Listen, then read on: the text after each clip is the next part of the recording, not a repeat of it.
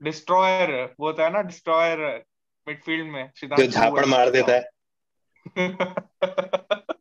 चापड़ मार देता। झापड़ मार के भगा देता है, वो और निकल यहाँ से। फिर ये जो ये ये तूने नाम लेते। इटालियन में पंजाबी क्यों डाल दी? अब यार अपना एक जोक मार, मेरी ऐसी चली जाएगी। चलिए शुरू करते हैं। तो चलिए शुरू करते हैं।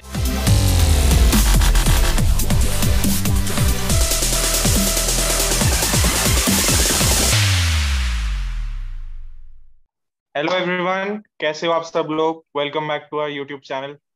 आज हमारे साथ हैं शितांशु आदित्य और आदित्य लूथरा। ये हमारे हैं प्रोफेशनल पंडित्स, यहाँ पे हमारे साथ जुड़े हुए हैं आज। और आज हम लोग बात करने वाले हैं यूरोस के बारे में। काफी अनएक्सपेक्टेड स्टार्ट रहा था यूरोस का, जब हमने इटली को देखा खेलते हुए एकदम अलग सेटअप के साथ, अलग प्लेयर्स के साथ। और आपने देखा उसके बाद एरिक्सन के साथ भी एक मेजर इंसिडेंट हुआ।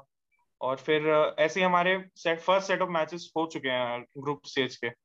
तो हम आज डिस्कस करेंगे कि हमने क्या नोटिस किया जो टीम्स में हम देख रहे थे, और उन्होंने कैसे पेश किया अपने बड़े स्टेज पे। तो आदित्य, आप क्या कहना चाहेंगे?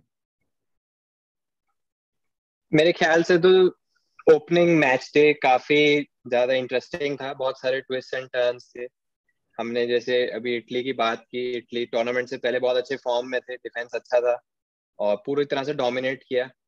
और अगर मैचेस की बात करें तो जैसे नेदरलैंड्स वर्सेस यूक्रेन बहुत ही अच्छा मैच था। इंग्लैंड वर्सेस क्रोएशिया बड़ा मैच था, बड़े नाम थे लेकिन उतना डिलीवर नहीं कर पाया। फ्रांस वर्सेस जर्मनी का भी सेम।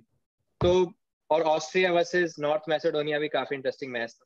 तो ओवरऑल मैच क्वालिटी काफी अच्छी थी, इंडिविजुअल प्लेयर क्वालिटी भी काफी अच्छी थी। और ऑब्वियसली जो एरिक्सन के साथ हुआ उसको हम नेग्लेक्ट नहीं कर सकते, वो काफी मेजर इंसिडेंट था और देखने में भी काफी पेनफुल था। लेकिन अगर उस इंसिडेंट को साइड में रखें तो मेरे ख्याल से फुटबॉलिंग वाइज ये मैच डे काफी ज्यादा इंटरेस्टिंग था। तो हम लोगों ने जैसे कि देखा, पहला जो ओपनर था हमारा, इटली वर्सेस टर्की, काफी इवन गेम माना जा रहा था ये। टर्किश फैंस कितना हाइप कर रहे थे अपनी टीम को, मतलब स्टार्स उनमें उस टीम में भी भरे हुए हैं।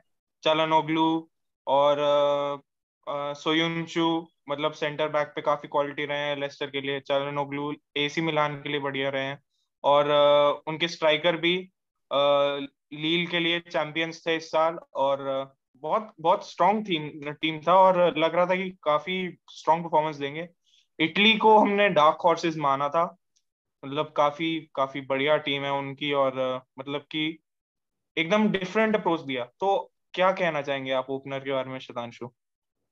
ओपनर गेम मेरे ख्याल से तो काफी अच्छा रहा। 3-0 विन। हम लोग सोच रहे हैं कि यूरो में जो है ज्यादा टीम जो है अटैकिंग जाए, और वही हुआ। इटली ने काफी अच्छा अपना डिफेंसिव रखते हुए भी अटैक किए और 3 गोल मारे। मुझे लगता है सबसे की प्लेयर उनके रहे जॉर्जिनियो और लोकाटेली। उनकी मिडफील्ड में काफी अच्छी पोजीशनिंग थी और काफी टैकल्स भी जीत रहे थे। और मेरे ख्याल से कि जो जिनके पास प्रॉपर सीडीएम रहा है किसी भी टूर्नामेंट में हम बात करें, वो काफी अच्छा डीप स्टेजेस में जाते हैं टूर्नामेंट में। हमने जैसे जर्मनी का गेम देखा, उसमें उनके पास प्रॉपर डिफेंसिव मिडफील्डर नहीं था, गुंदोआन और क्रोस का पिवट खिला रहे थे। तो मुझे लगता है कि इटली काफी आगे जा सकती है इस टूर्नामेंट में, और काफी अच्छा गेम है ये। नहीं, काफी बढ़िया खेले थे। और इंसिनिया का परफॉर्मेंस काफी बढ़िया रहा था, देखा था काफी बढ़िया होल्ड था उनका उस गेम पे। अटैकिंग वाइज बहुत बढ़िया उन्होंने गोल मारा था, एकदम कर्व किया था बढ़िया सा। और इमोबले को भी देखा जाए, काफी स्ट्राइकर्स इंस्टेंट वाला गोल मारा था, एकदम बेंड किया था दूसरे कॉर्नर में। और मुझे लगता है कि टर्की का काफी बड़ा लेट ऑफ रहा है ये। और मुझे नहीं लगता काफी अच्छा टूर्नामेंट रहेगा उनके लिए। अब आगे बढ़ते हुए वेल्स और स्विट्जरलैंड का भी मैच था आदित्य। मतलब कि ये गेम में ज्यादा कुछ तो पहले हाफ में ज्यादा कुछ देखने को मिला नहीं था, बट सेकंड हाफ काफी इंटरेस्टिंग था। तो आप क्या कहना चाहेंगे इसके बारे में? वेल्स वर्सेस स्विट्जरलैंड अगर हम ओवरऑल देखें तो डिसेंट मैच था। कुछ ज्यादा ग्राउंड ब्रेकिंग मैच नहीं था लेकिन क्वालिटी अच्छी थी। स्विट्जरलैंड का काफी अच्छा डिफेंस था, अकांजी और फाबियन शार का, जिसको वेल्स ज्यादा पेनिट्रेट नहीं कर पाई। गैरेथ बेल को पूरे मैच में न्यूट्रलाइज करके रखा था। लेकिन हमें दो ऐसे प्लेयर्स दिखे जिन्होंने बहुत ज्यादा कंट्रीब्यूट किया ऑफेंसिवली वेल्स के लिए, जो थे डैनियल जेम्स और कीफर मूर, जिनका गोल था। उनका एक सेव भी था, सॉमर का बहुत ही अच्छा सेव था मूर के अगेंस्ट। और अगर हम स्विट्जरलैंड की साइड से बात करें तो ब्रील एम्बोलो का सेकंड हाफ कमाल का रहा, एकदम बहुत बड़े अटैकिंग थ्रेट थे। सेकंड हाफ में बहुत ज्यादा दिक्कतें दी, लेकिन वेल्स ने 1-0 1-0 ट्रेल कर रहे थे, लेकिन लास्ट में उन्होंने इक्वलाइजर एक ग्रैब किया। उसके बाद ज्यादा कुछ कर नहीं पाए, लेकिन ओवरऑल डिसेंट मैच। और एम्बोलो का परफॉर्मेंस काफी बढ़िया था, और मुझे लगता है वो कोई ना कोई टीम उनको स्नैप अप करेगा इस समय, जो उनके परफॉर्मेंस था। और अगर ऐसे ही खेलते रहे तो मुझे नहीं लगता कि वो ऐसे ही रहेंगे और किसी बड़े टीम में जाएंगे फ्यूचर में। आगे बढ़ते हुए ग्रुप बी में हमने देखा था बेल्जियम को रशिया को हराते हुए 3-0। काफी बढ़िया गेम था वो। लुकाकू का performance, and my oh my, कैसे चेंज कराया उन्होंने अपने आप को। मतलब कि उनका जो लग रहा था मुझे कि जैसे वो खेलते थे पहले यूनाइटेड के लिए, और वैसे ही बेल्जियम के साथ खेलेंगे। स्लॉपी टचेस, मतलब बॉल दूसरे कोने तक जाते हुए पैर छूते ही। और देखा इस बार की वो सिर्फ एक टैप इन मर्चेंट नहीं है, बहुत स्ट्रॉन्ग, सेंसिबल, और उनका ओवरऑल गेम काफी चेंज हुआ है। शितांशु, आप क्या कहना चाहेंगे इसके बारे में? बिल्कुल, लुकाकू का क्या ही परफॉर्मेंस रहा है अपने इंटर के सीजन में भी, और यहाँ पे भी उन्होंने अपना फॉर्म बरकरार रखा है। गौर की बात यह है कि उस मैच से पहले एरिक्सन के साथ वो हादसा हो गया था, तो वो उसकी वजह से काफी वो दुखी भी थे, रो रहे थे। और क्योंकि उन्होंने एक बात कही कि मुझे काफी अच्छा लगा कि जो फुटबॉल प्लेयर्स हैं एक क्लब के, वो अपने टीममेट्स के साथ ज्यादा टाइम स्पेंड करते हैं अपनी फैमिली को के कंपैरिजन में। तो फिर वो काफी मुश्किल रहा होगा उनके लिए खेलना, और मुझे लगता है उनका रोल काफी था, अच्छा था। बट एक की प्लेयर को इंजरी हो गई, जिनको हमने सोचा था कि काफी टूर्नामेंट में खिलाएंगे, वो है कास्टान्या। इनको इंजरी हो गई फेस पे, काफी ज्यादा बहुत बड़ा ब्लो है, क्योंकि फुल बैक्स की कमी है। मूनियर उतना अच्छा नहीं खेलते, हालांकि इस गेम में थोड़ा कोई अच्छा ठीक खेले थे, but Castagne is a huge blow. और डेद्रिक बोयाटा को खिलाया गया था, जो कि मैं देख सकता हूँ कहाँ क्यों खिलाया गया। डेंडोंकर को सीएम पे मुझे लगता है जब केविन द ब्रुयने आ जाएंगे तो सेंटर अटैकिंग मिड में, तो डेंडोंकर को पीछे ले आएंगे। तो ये लगता है बेल्जियम काफी अच्छा खेली है और क्लीन शीट भी रखा है। कोर्तोआ ने भी काफी अच्छे एक दो सेव्स किए थे। नहीं, आप सही कह रहे हैं। और सरप्राइजिंग ये लगा था मेरे को कि हैजार्ड को चांस नहीं दिया। इसका ये मतलब है कि मैनेजर करंट फॉर्म और परफॉर्मेंसेस के हिसाब से जा रहे हैं। तो मुझे भी लगता है कि ये एक सही मूव है। मतलब ये मैनेजर की अथॉरिटी को दिखाता है कि उस ड्रेसिंग रूम में वो क्या रिप्रेजेंट कर रहे हैं, और आपका आपका साइज जो है as a player, career wise, वो मैटर नहीं करता। बढ़ते हैं आगे, और एक इंसिडेंट के बारे में बात करना पड़ेगा हमको डेप्थ में, जो काफी हॉरेंडस था और फुटबॉल के लिए मतलब कि काफी हॉरिफिक मोमेंट था, और सबको डरा दिया था। आदित्य, आप क्रिस्टियन एरिक्सन के बारे में बात करिए, और उस गेम उसका फर्दर इम्पैक्ट गेम के कंटिन्यूअल पे क्या था? जैसे कि अभी बोला गया कि काफी हॉरेंडस था। 42nd मिनट तक फिनलैंड वर्सेस डेनमार्क का जो मैच था, उसमें डेनमार्क डोमिनेट कर रहा था। फिनलैंड डिफेंस में रेजोल्यूट था, और ऐसा लग रहा था बस चांसेस सह रहे हैं, ज्यादा खुद से अटैक करने की कोशिश नहीं की। लेकिन फिर अनफॉर्चुनेटली हमें कुछ ऐसा देखने को मिला जो कि किसी के साथ भी नहीं होना चाहिए। एक थ्रो इन रिसीव करते करते ही कोलैप्स कर गया एरिक्सन। और पहले जब हम लाइव देख रहे थे तो कंफ्यूजन था कि हुआ क्या है एकदम से। फिर जब हमें थोड़ी क्लैरिटी मिली, जब रेफरी एंथनी टेलर ने मेडिक्स बुलाए, सारे प्लेयर्स रश किए उनके स्पॉट पे, तो फिर सच्चाई थोड़ी थोड़ी सामने आने लगी।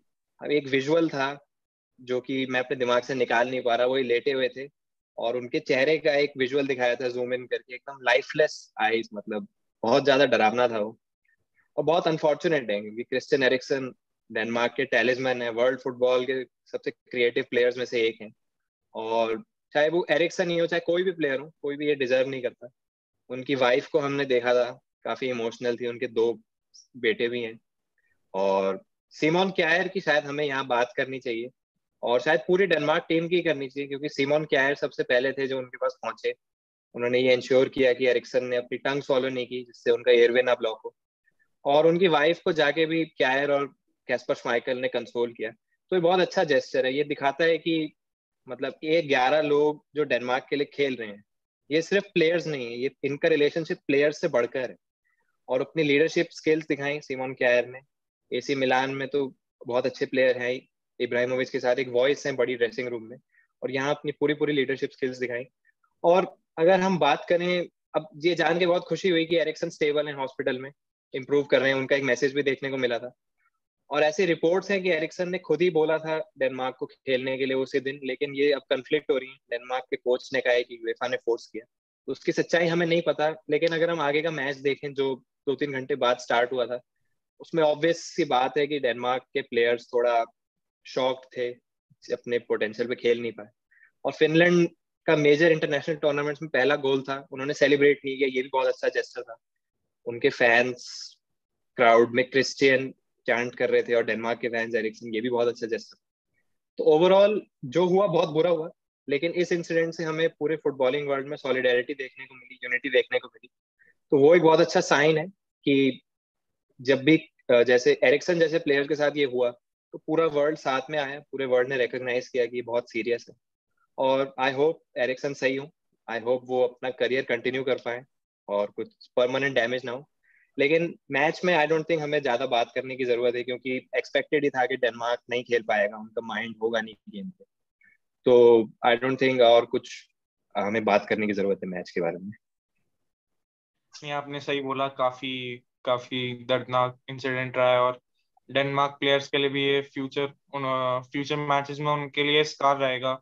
और और ये भी इंटरेस्टिंग बात है देखने के लिए कि उस मैच के बाद हेड इंजरीज को के रिलेटेड काफी रेफरीज वो ध्यान दे रहे थे, और छोटे छोटे इंसिडेंट्स में वो प्ले को रोक रहे थे। इसका ये मतलब है कि रेफरीज अब मतलब कि लाइटली नहीं लेंगे इसको, और प्ले को उसी टाइम रोक लेंगे जब हमारा हो जाएगा कोई हेड इंजरी।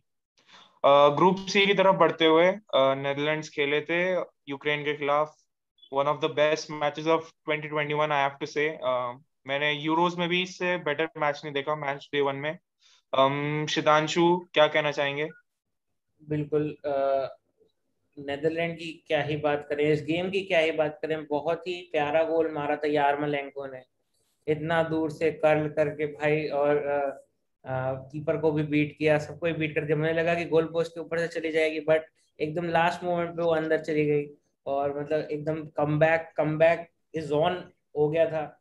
और उसके बाद फिर बट थोड़ा सा पिटी है कि लास्ट में गोल कंसीड कर दिए। नेथन एके का असिस्ट था, बट काफी as a neutral point of view काफी अच्छा गेम हुआ, क्योंकि हम लोग सोचते हैं कि यूरोस जब भी हम कोई देखते हैं, क्योंकि इंडिया तो खेल नहीं रहा कि हम कहेंगे इंडिया ही जीतेगा, भाई इंडिया अपना है।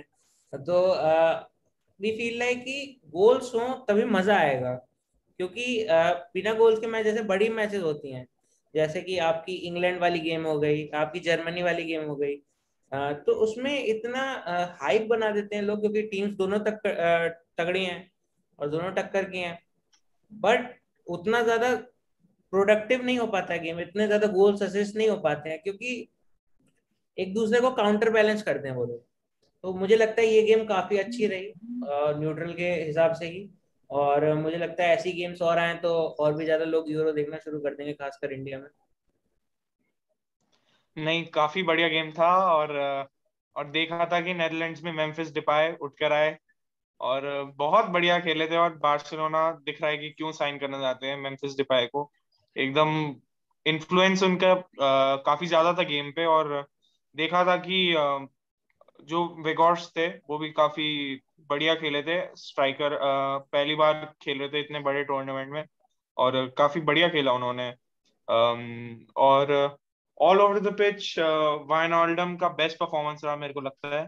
बहुत बढ़िया खेले थे, और we have just seen what Barcelona have missed out on.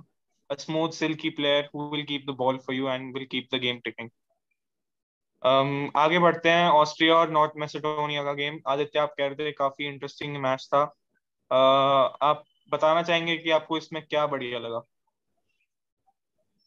ये वही स्टैंडर्ड की दो छोटी टीम्स हैं, उतनी बड़ी नहीं है। ऑस्ट्रिया का बड़ा नाम है, लेकिन वो इंडिविजुअल प्लेयर्स की वजह से ये ऐसा टीम बड़ी नहीं है।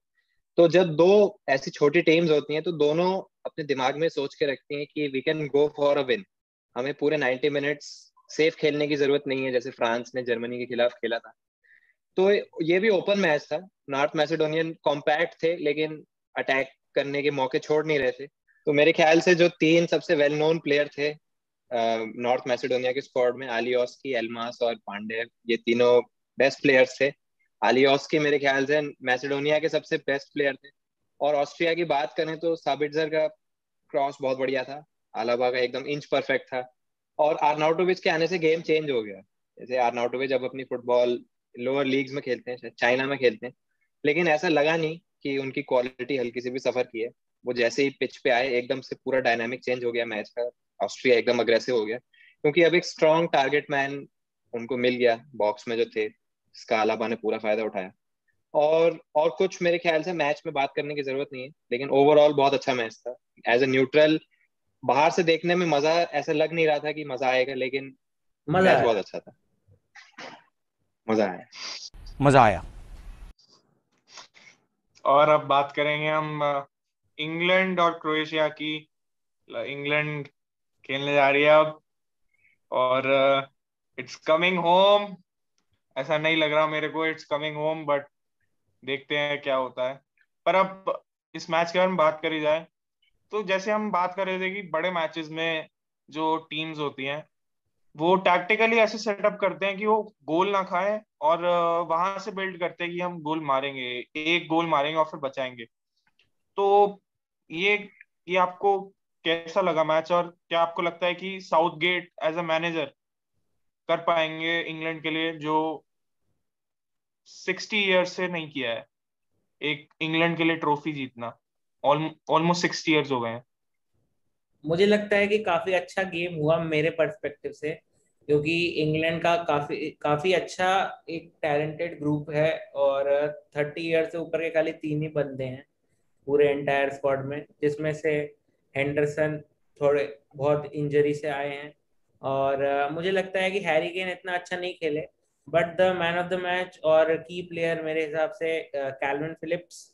क्या ही मस्त खेले, इतना भाग रहे थे, क्या ही टैकल दे रहे थे, डुअल्स भी जीत रहे थे, दूसरों के बंदे को गिरा भी रहे थे। मतलब वो जो मिडफील्ड में एक बंदा नहीं होता जो जो कहता है झापड़ मारूंगा, इधर से नहीं आया, तेरी तेरी एंट्री नहीं है इधर, वो एक तरह से वही है। और मुझे लगता है काफी अच्छा उनका असिस्ट भी था। रहीम स्टर्लिंग की तो क्वालिटी हम जानते ही हैं, क्या ही मतलब मैनचेस्टर सिटी के लिए करते हुए आ रहे हैं पिछले 6 सालों से।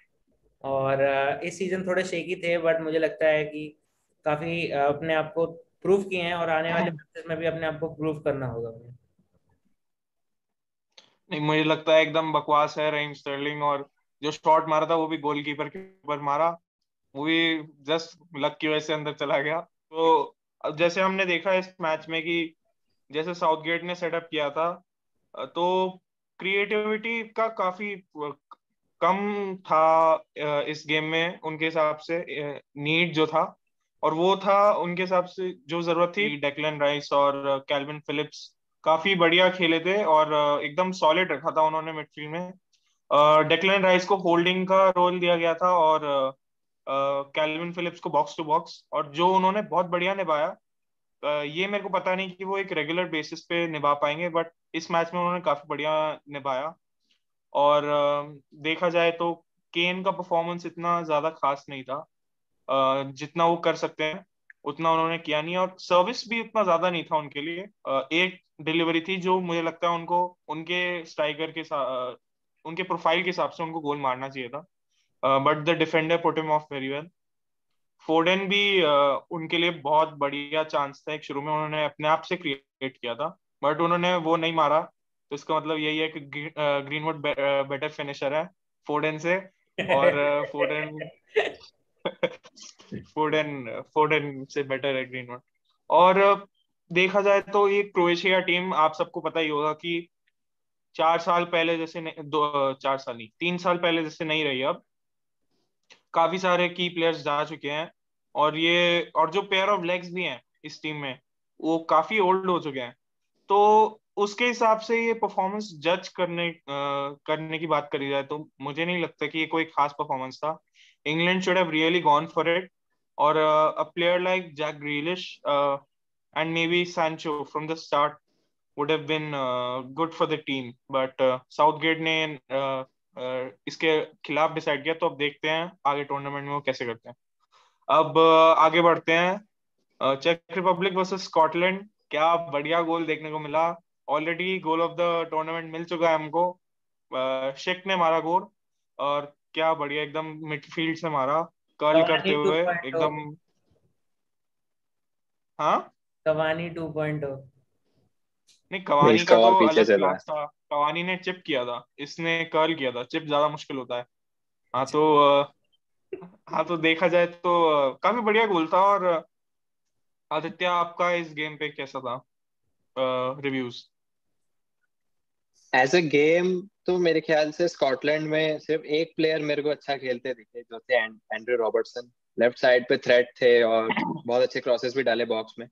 और ऐसा लग रहा था कि उनके टीममेट्स ने उन्हें लेट डाउन किया काफी, क्योंकि केरन टियरनी को इंजरी थी, वो इसलिए मैच डे स्क्वाड से एब्सेंट थे। उसका सबसे पहले बहुत बड़ा ब्लो।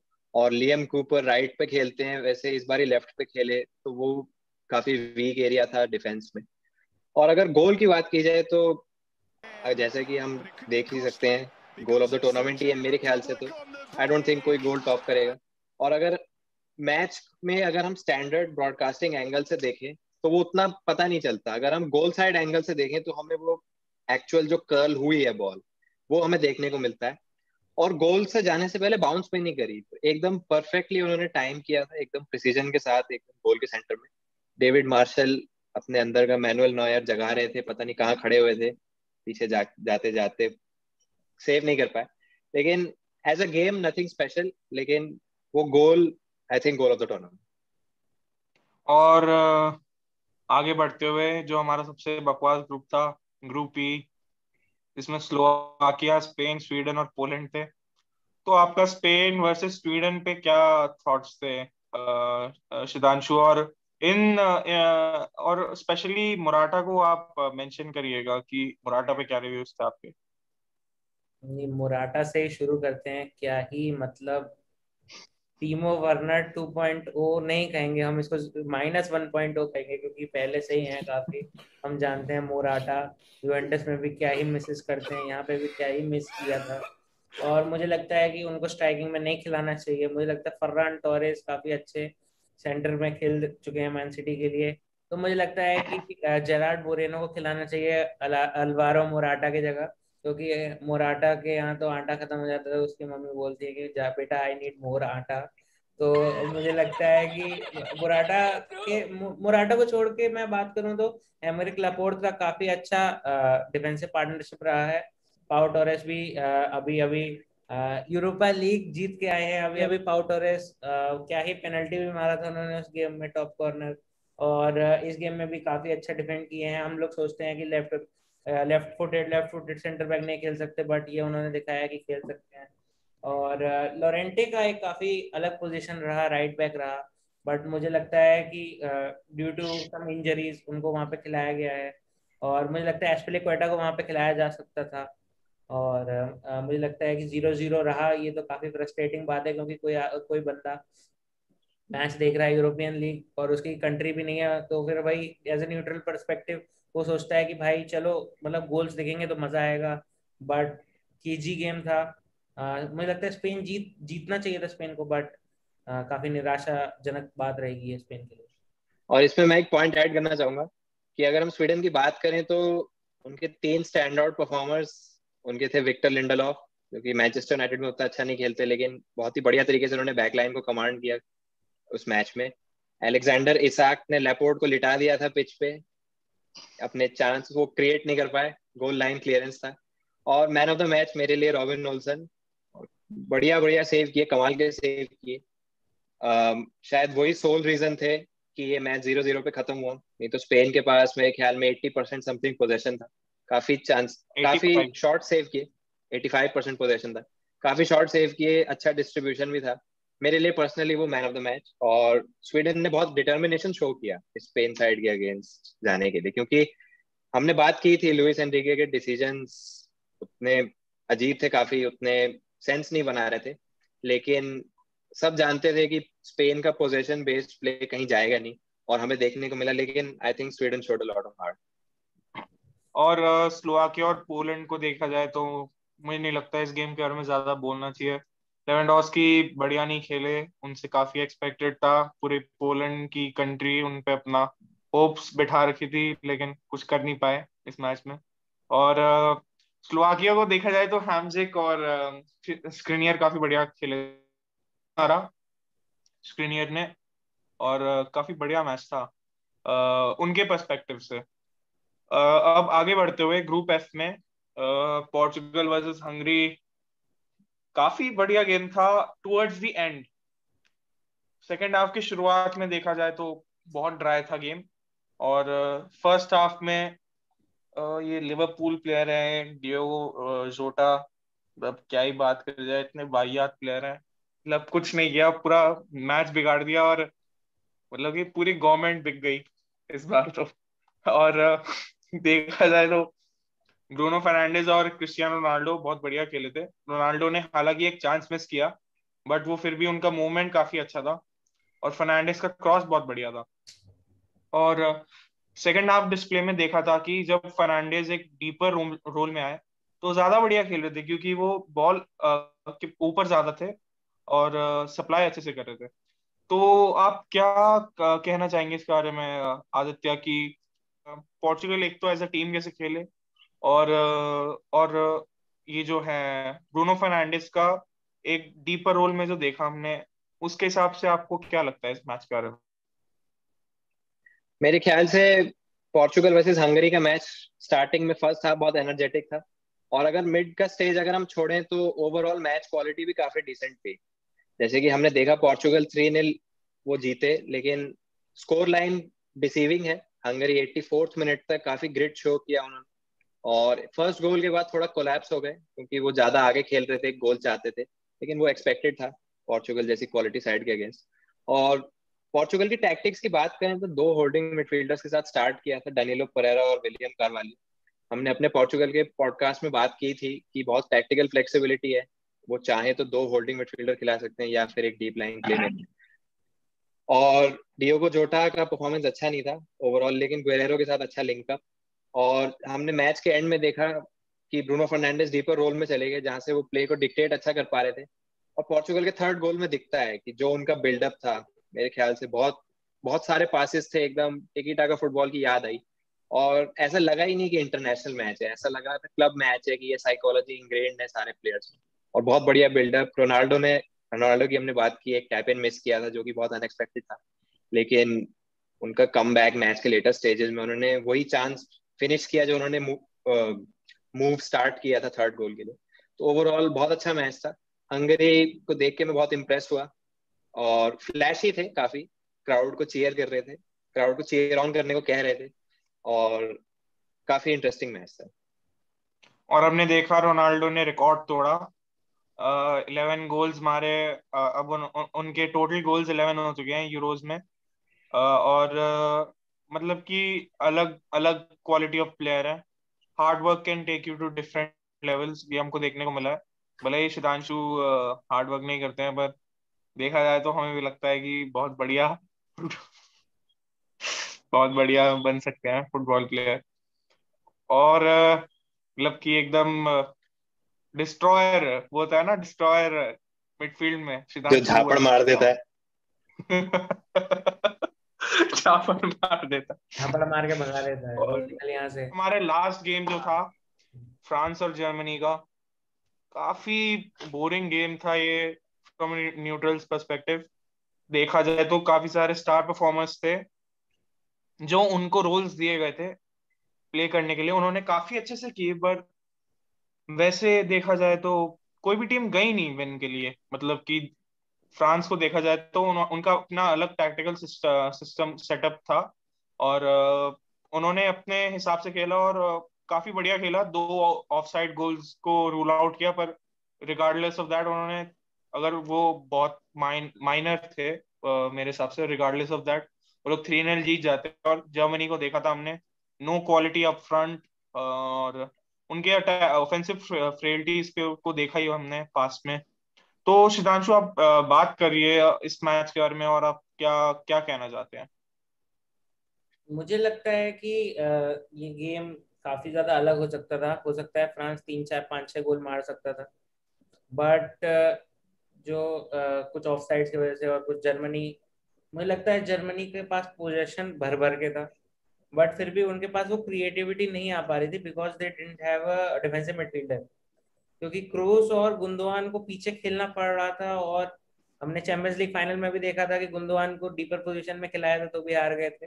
यहाँ पे भी डीपर पोजीशन में खिलाया फिर भी हार गए। बट क्रूस काफी अच्छा खेले थे। क्रूस के पासेस इंटरप्ले अच्छे थे, वो क्रॉस कर रहे थे डायगोनल किमिक को। किमिक भी काफी अच्छा खेले, मुझे लगता है जर्मनी के बेस्ट प्लेयर थे। जोशुआ किमिक क्रॉसेस डाल रहे थे अंदर, बहुत वर्क हार्ड कर रहे थे। और फाइनल थर्ड उतना ज्यादा अच्छा नहीं था। काई हावर्ट्स भी ठीक खेले, बट बॉल लूज कर दे रहे थे कुछ टाइम में। कुछ ऐसा 10 मिनट का फेज आया था, 2 बार बॉल लूज कर दिए थे। तो मुझे लगता है जर्मनी के पास फाइनल थर्ड में लैगिंग था। अगर वो हो सकता है टीमो वर्नर को खिलाते स्टार्टिंग से, तो हो सकता है जीत सकते थे। बट फ्रांस की बात क्या ही करी जाए, क्या क्या ही की जाए। एम्बापे, मुझे लगता है ये बंदा कमाल का है। ये रोनाल्डो का जो यूरोज में कंपटीशन में गोल है, अगर ये जो है बंदा गोल मारने लग जाए, या फिर कोई इजी सा ग्रुप मिल जाएगा इनको फ्यूचर में, तो मुझे लगता है एक ही कंपटीशन के मतलब एक ही यूरो में ये 10-12 गोल मार सकते हैं। इतनी इनकी काबिलियत है। और जैसा कि आदित्य ने बताया था कि बैक फोर जाएंगे फ्रांस, देशों, और वही सेम बैक फोर खिलाया इन्होंने, पवार्ड, वरान, किम्पेम्बे और हर्नांडेज। क्या ही प्रिडिक्शन करते हैं, एकदम लाजवाब, मजा आ गया। मजा आया। और कांटे उतना नहीं दिखे गेम में, बट जहां पे उनकी जरूरत थी वहां थे। बट पोगबा का क्या ही बताएं, पोगबा फाउल जीत रहे थे, पोगबा पासिंग कर रहे थे, डायगोनल्स डाल रहे थे, बॉक्स टू बॉक्स में भी अच्छा खेल रहे थे, और सबसे मेन अपनी कंट्री से बहुत प्यार करते हैं, जो कि हर किसी पैट्रियट को पसंद है। तो मुझे लगता है कि Paul Pogba was the key player, जो कि हमें बताया गया था मार्क और विशु उनका पास पंडित देखा था द्वारा। हम सब लोगो ने, मार्क विशुद्ध पास पंडित देखा ने था। कहा था कि एक बहुत ज्ञानी पंडित हैं, वो उन्होंने कहा था कि जो player to watch will be Paul Pogba, और मैं हंस रहा था, बट आई थिंक मैं गलत था, क्योंकि काफी अच्छा परफॉर्मेंस डालते हैं फ्रांस के लिए। आप कुछ कहना चाहेंगे मार्क? और जो उन्होंने बॉल डाला था फर्नांडिस के लिए, क्या ही पास था वो, एकदम फ्लोटिंग पास था, और एकदम सही जगह पे ड्रॉप किया। और जैसे हमने फर्स्ट मैच में देखा था इटली के लिए, एकदम पेस के साथ whip किया अंदर, और देखा हमने, हमल्स डायरेक्ट नहीं कर पाए गोल के बाहर, और सीधा गोल गोल हो गया। नॉयर बड़े गुस्से नजर आ रहे थे। और मेरे को यही लगता है कि फ्रांस अगर आगे जाएगी तो फिर फ्रस्ट्रेट करेगी टीम्स को अपने डिफेंस के लिए, डिफेंस के साथ। और वरान का परफॉर्मेंस बहुत बढ़िया खेले थे, और मैन यूनाइटेड के लिए साइन करेंगे तो मेरे को लगता है उनके लिए बहुत बड़ा स्टेप अप होगा। मतलब बड़े क्लब में आएंगे, best club in the world, और बहुत बढ़िया रहेगा उनके लिए। और पोग्बा भी काफी अच्छा खेले थे। बेंजेमा बहुत बढ़िया परफॉर्मेंस, उनके टचेस, उनके जो रिसीव्स थे, इतने मुश्किल मुश्किल ऊपर ऊपर से लोरीस जब पास दे रहे थे, उनका कंट्रोल और टच बॉल के साथ बहुत बढ़िया था। और एम्बापे के बारे में हमको बोलने की कोई जरूरत नहीं है, जहाँ कोई टीम हाई लाइन के साथ खेल रही है वहां एम्बापे बढ़िया खेलते हैं, जहाँ नहीं खेलती वहां बढ़िया नहीं खेलते।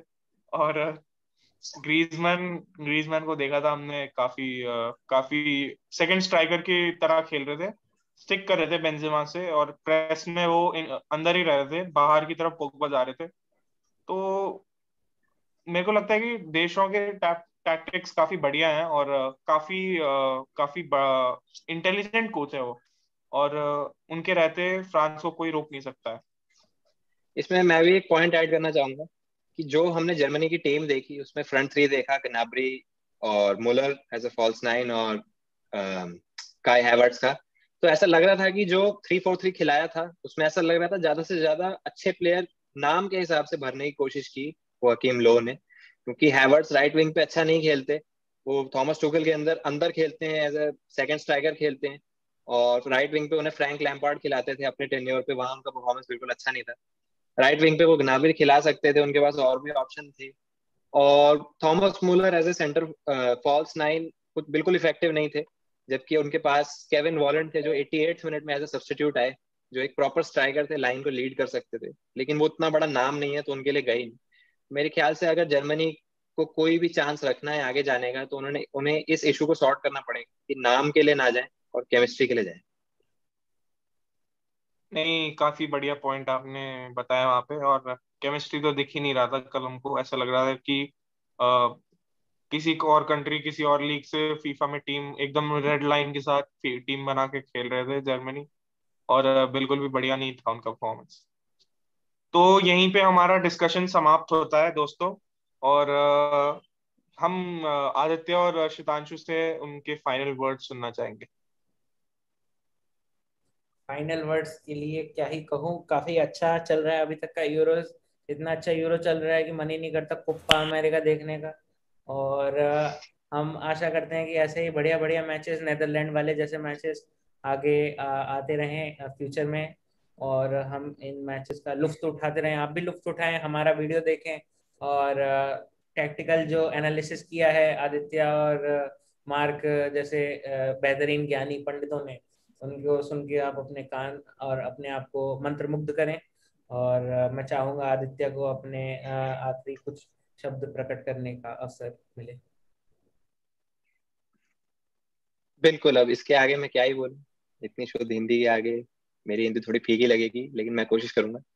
जैसे कि मैच डे 1 अभी खत्म हुआ है, इस वीडियो के अपलोड होने तक मैच डे 2 स्टार्ट हो चुका होगा, 2-3 मैच हो चुके होंगे। तो ओवरऑल मेरे ख्याल से फुटबॉलिंग वाइज हमें हर तरह के मैच देखने को मिले। हमें नेदरलैंड्स वर्सेस यूक्रेन मिला, एक प्योरली अटैकिंग मैच। हमें फ्रांस वर्सेस जर्मनी देखने मिला, जिसमें डिफेंसिव रेजोल्यूटनेस पे ज्यादा फोकस किया गया था।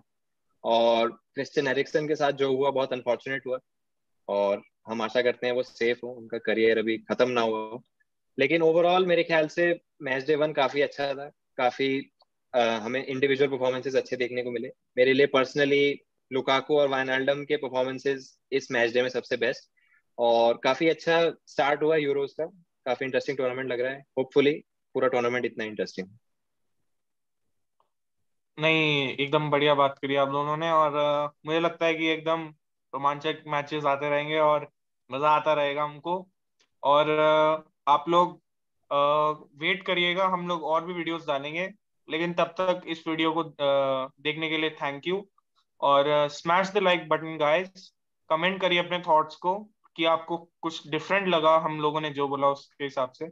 और और अपने ओपिनियन शेयर करने से घबराइए मत, लिखिए, हम भी आपको रिप्लाई करेंगे। और थैंक बिल्कुल यू। बोलिएगा, क्योंकि आपको क्या लगता है, आपको कि राफेल वरान को मैनचेस्टर यूनाइटेड आना चाहिए या नहीं आना चाहिए? कमेंट सेक्शन में जरूर बताइए। Smash the the subscribe smash button button. Guys. और हम आपको और कंटेंट लाएंगे जल्दी। Thank you and have a nice day. Night में देख रहा होगा कोई तो